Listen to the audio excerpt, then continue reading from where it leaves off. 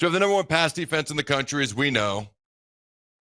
Opponents are completing about 50% of their passes against us. You look back from guys like Sorsby and everybody we played this year. Every single one of them has had their least amount of yards in a passing game in a passing football game, the game they played us. We are 5 for 5 at holding opposing quarterbacks to season low in passing yards. This Maryland offense, young true freshman quarterback, a guy who's, man, he's dynamic. I tell you what, he's a good player. He's a true freshman. Maryland throws the ball 42 times a game.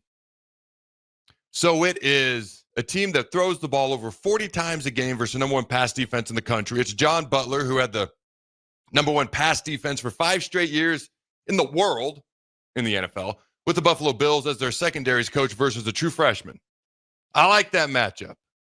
Now, we've talked about this conversely earlier this week. It goes both ways. We've given up the second most amount of sacks of any team in the entire Big Ten, 12 in the past 2 games in our 2 Big Ten conference games, 12 combined versus Michigan State. They lead the Big Ten in sacks with 19 on the season. They're top 5 in the country. So, tomato, tomato, potato, potato. What they do well, we haven't done great at getting after quarterback, protecting the quarterback. What they want to do, we're great at stopping. They want to throw the ball, we're great at stopping the throw. So it's going to be a key matchups right there. We're not great in the red zone. They're great on red zone defense. They're terrible on third down offense, last in the Big Ten, just like they're last in the Big Ten when it comes to rushing offense. We're amongst the best in the country in third down defense. They're number 1 in the Big Ten in turnover margin. We're number 2 in the Big Ten in turnover margin at +6 on the season. So it's going to be interesting to see how this plays out because there's so many factors that are going to play into this. You look at the quarterback comparison head-to-head directly. Dylan Raiola's thrown for 1,331 yards, a 74.2% completion percentage, 12 touchdowns to 2 interceptions, pretty good TD to interception ratio. All right, Maryland's young quarterback, 1,257 yards passing, 60.1 completion percentage, 9 touchdowns, 2 INTs. It has been pointed out to me that a lot of those sacks and a lot of those passing yards came against whatever you want to call their non-conference slate, not hard. You know, at least we had Cincinnati, which at the time was like, we don't have the toughest non-conference slate. Now they're starting to look like a pretty decent team. I'm not going to sit here and pound the table for Akron and Houston Christian with all due respect. But people have pointed out that the sack numbers have dropped, although it's been 9 in their 2 conference games that they played Maryland. But they've dropped versus the initial 3 games, which they still had 10-3, 9-2. It hasn't dropped that much. And actually, sacks per game, I feel like it went up, especially when they mollywop Wisconsin. I hope we curb stomp them. I hope we beat them good. I hope we beat them by double digits. I feel decent about the win. I don't feel decent at all about, hey, we're just going to roll up there and absolutely truck them, although we could. But I'm certainly not going to predict that. All right, special teams, as we know, has been a phenomenal edge for Nebraska so far this year. We have 3 block kicks on the season in 5 games so far, 2 punts and a field goal, a field goal attempt. That was Riley Van Poppel. Jameer Khan has the 2 block punts. We have a plus 263-yard advantage when it comes to punt returns versus punt coverage unit. We've returned the ball 263 total yards on our punt returns so far this season. We've allowed a net -1 when teams try to return punts against us. We've only had 1 team that even tried to return it against us. Archie Wilson is great at directional kicking, pinning the opponents deep. I think 9 times this year he's pinned opponents inside their 20-yard line. They don't even get a chance to return it. Only 1 return so far this year for -1 yard. All right. Kyle Cunanan, 27 of 27 on PAT, 7 of 8 on field goal attempts so far this year. And I am looking at a graphic. I wasn't even close. 12 of 20 of Archie Wilson's punts on the season have landed inside the opponent's 20-yard line. And we are 13th nationally in average yards per punt return as well. The most since DeMornay Pearsonell in 2014. That's 11 years. That's a long time. But I'm glad we're kind of getting back to doing something we used to be pretty good at for a long time, and we seem to be getting good at it again, and that is being a threat in the return game. Williams Nwaneri is a guy who's starting to emerge. I said multiple times in the offseason to go to our pass rush. He had 1.5 sacks last week versus Michigan State. We had the defensive player of the week in the Big Ten in Deshaun Singleton. But he's a guy who's starting to emerge. I said all offseason, he's got the talent right now. He's got the talent right now to be all Big Ten. He's also got the potential to be a guy who doesn't play much. Simply because he was so raw, so talented, so inexperienced. The sky was high, the floor was low for this first season. Didn't know. One of the things you wonder about is the effort. How quickly does everything click up top? But what about the effort? Does he play hard? Is he lazy? What's he do? The dude plays like his hair is on fire. You watch him, he plays as hard as anybody on the field. I would say guys like Deshaun, guys like Dawson, Williams, Waneri, those are the guys who kind of stand out to me. They're just, their entire head is on fire, running all over the place, trying to make plays on the field. All right, you look at the defensive line grades from the Michigan State game and how that might project going forward into the Maryland game, according to our good and trusted buddies at Pro Football Focus, right? Yeah, that's right. They told me Santa was real. Should I believe them? No comment. Does your son listen to the show? He might be listening. Okay. Santa's real. All right. I have one left out of 6. One believer left. Oh, do you? I have one. Nice. I think last year was the last year, though. Oh, you think it's not going to make it till this year? There was a lot of questions last year, and we wanted to eke out one more year, mostly because we're sentimental, mom and dad, and it's our last one. Yeah. It's our once she doesn't believe, it's over. Yeah, I think last year was the last year. There was a lot of questions that I successfully ducked. I don't know if I can continue to duck them. All right, back to the topic at hand. When it comes to team defensive line grades versus Michigan State, again, Pro Football Focus, our good and trusted buddies. The run defense, Williams Waneri graded out at 73.7, which was first on the D-line. Pass rush, Waneri, 73.6, first on the D-line. Tackling Waneri, 76.5, which is first on the D-line. Overall, his grade was 74.7, which was also first on the D-line. Hence why he's in a black shirt now. If you weren't aware of that, he's earned it. 6 quarterback pressures, 5 tackles, and again, 1.5, 1.5 sacks. Nobody says 1.5 when you're talking about sacks. All right, you look at this. We win versus Maryland. To me, this is the game within the game. I've said this before. I'm going to reiterate it quickly. We have the talent composite ranking advantage. Like, we're the more talented team. We are. I had a Maryland fan come at me online where everything is truth, knowledge, and fact-based and goes, how can you say it's not even close? I said, look, it's not even close. We also have the coaching experience edge. And then I followed up by saying, I also have no idea if we're going to win the game. I think the process to finding out who the actual better football team is, which is the team that scores at least one more point than the other team on the field, I think that's actually going to be very close. The game within the game. Can we get them off the field on third downs? Can we capitalize when we get in the red zone and score? Can we win the turnover battle? That may be as big a thing as anything else, because to this point this year, both teams have successfully navigated the turnover department. Hence why both teams are 4-1. Neither team has just ran through either one of their schedules, barring a couple of non-conference games. Maryland's ran through theirs a little bit more than we've ran through ours, but ours is a little bit tougher as well. Like, the turnover department could be a huge factor in this game. I still think it comes down to the biggest thing for us, protecting Dylan Raiola. The biggest thing for Maryland, if you don't even want to try to run the football, 93 yards a game. I mean, I've complained about our rushing yards. Theirs is even lower, and they're dead last in the Big Ten in rushing on offense. They don't even want to try to run. If you're going to rely on a true freshman quarterback and you're going to go against the number one pass defense in the country, whether we end the season number one in the country or not, I don't know, but it's an elite pass defense. That's their key matchup. Can we protect our quarterback? Can their quarterback successfully navigate passing the ball?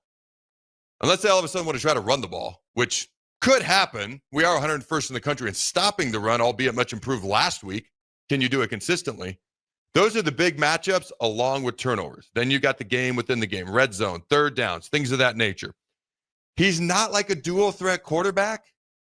Malik Washington, their true freshman quarterback, but he can make plays with his legs. If I were to throw one more thing out there, we have not successfully navigated containing a quarterback that can make plays with their legs yet. Aiden Childs, 2 rushing touchdowns. Bryce Underwood, a rushing touchdown. Sorsby, he did what Sorsby does, and he did it to us a little bit with his legs too. Almost 100 yards rushing, the Cincinnati quarterback.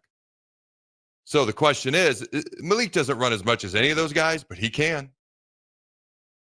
How can we handle that? All this game within the game this week. Because if you just look at the talent composite ranking, it's us. If you look at the coaching experience, it's us. You factor in the road trip. You factor in the first road game of the season. You factor. I had a fan come at me and they're like, "Why are you even acting like it's going to be close?" I was like, "They're like, it's Maryland." I was like, "Do you remember what happened the last time we played Maryland?" They're like, "No, 13-10 in Lincoln. They won. Just FYI. Just don't act like it's a given." I feel like it should be, with all due respect. This is a Maryland team that was one of the worst teams in the Big Ten last year. They were destroyed by the transfer portal. They're starting a true freshman quarterback, and somehow they're better. Like, it's fair to say that they are legit better. I don't know how they did it. Props to them. I want to study what they did last offseason, this upcoming offseason. And then I'll write Rule a memo, and he can print it out and throw it away or delete the email instead of going through the process of printing out and throw it away. That would be just if you wanted to make a point to me. My point is, this is not a gimme, even though we could easily win by double digits. Jake, what do you got, my friend? Now, we're going to give our predictions at the end, along with pick all the top college football games for this weekend, as always, okay? And we're gonna wait to give our actual prediction until the end. And think about this. If Nebraska does win, we're 5-1.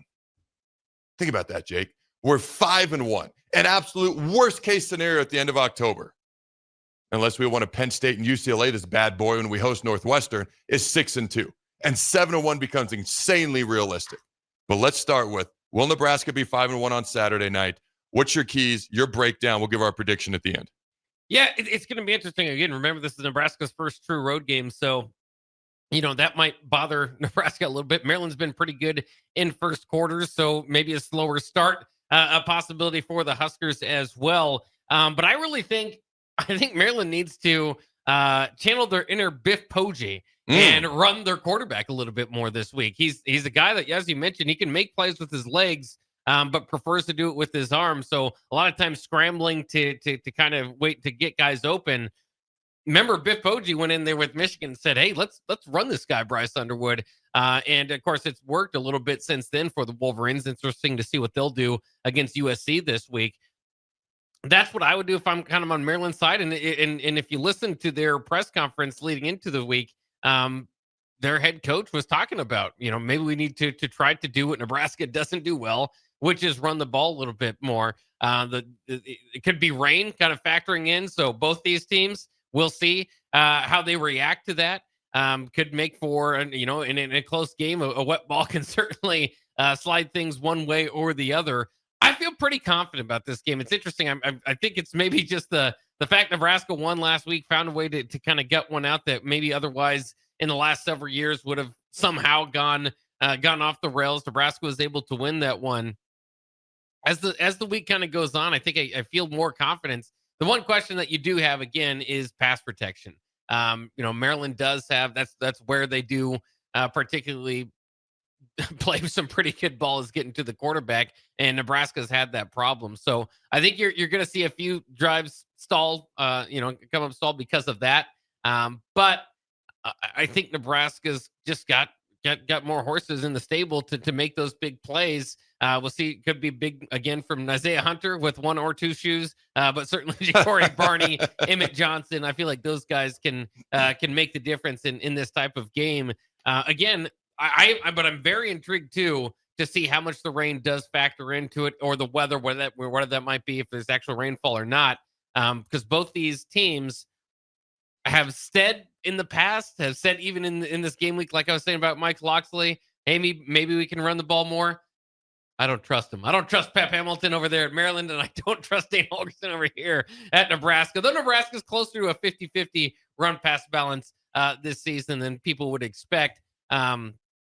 Maryland is not. So I think this could be a thing. And Dana Holgorsen just said, heading into Michigan State week, I'm not going to do something that's not working. I'm not going to give the ball, to Emmett up the middle just to say we're running the ball. I'm going to get my playmakers the ball one way or the other. So I think if weather is a factor, it could become to, which coach can call the best game for their team as well.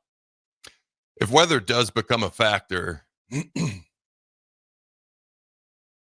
they don't want to run the ball. We haven't done it successfully recently. And again, sack yards factor in. Emmett's actually averaging over 6 yards per rush.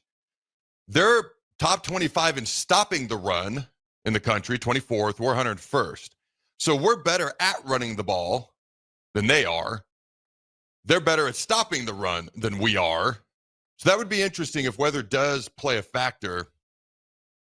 you watch Kenny Dillingham with Arizona State this week? By the way, you told me Jeff Sims is going to start. That's correct. You said it's his second year at ASU. Their starter is out. Sam Levitz is out. He has 0 pass attempts on the year, 3 carries for like 20-some yards. You told me right before we came on air. So I wish him nothing but the best. That'll be interesting to see what happens. I mean, he's a phenomenal athlete, big arm. Maybe he can put it together. Maybe he can't. 6 year of eligibility. Guys get to play for eternity now. I'm a little jealous, but there you go. If weather becomes a factor, I don't even know who that favors, if I'm being honest with you, because it takes a little bit of the speed and the athleticism out of the equation, which actually might help them. But again, we have the advantage physically. We're also a little bit bigger. I don't know who that favors. That'd be interesting. So you mentioned we throw the ball 57% of the time. All right, run it 43% of the time. And I want to say it's like top 20 in the country. They're top 5 in the country when it comes to pass attempts. Maryland throws the ball on 63% of their snaps. But again, we're only allowing 4.6 yards per pass, the lowest in all of FBS. Okay, combine that with the 31% opponent success rate through the air, and this could be a potential nightmare matchup for Maryland because they are a one-dimensional offense, and they're relying on a kid who was in high school a year ago. I just got to see it to believe it because Michigan State's not a good football team, and in the third quarter, we were behind. I got to see it to believe it. I want to sit here and say it's not going to be close. I hope it's not. I'm going to tell you my prediction. I told you early in the week I was going to predict Maryland. Did I not? Early in the week. Do you remember that? Yeah, you were I was going to predict Maryland. I did put out a prediction earlier this week. I'm going to tell you right now I've changed it, and it's a 1-score prediction still. I hope I'm wrong, and I hope we just blow them out the water, but I'm nervous, and I got to see it. We are phenomenal in the first and fourth quarters. The second and third quarter, we're the opposite of phenomenal. And I've got the stats here. I don't even want to read them. I've already talked about 27-9 over the 2 Michigan teams combined the past 2 weeks in the fourth quarter. The first quarter, we also had the advantage. It's not as, since game 1, it's not as drastic. Second and third, it's pretty drastic the opposite direction, especially the third quarter. I think we've only scored once in the third quarter all year. And let's just say other teams have scored multiple times in the third quarter. So the halftime adjustments have gone the way of the opposing coaches, but the fourth quarter has come back and bounced our way.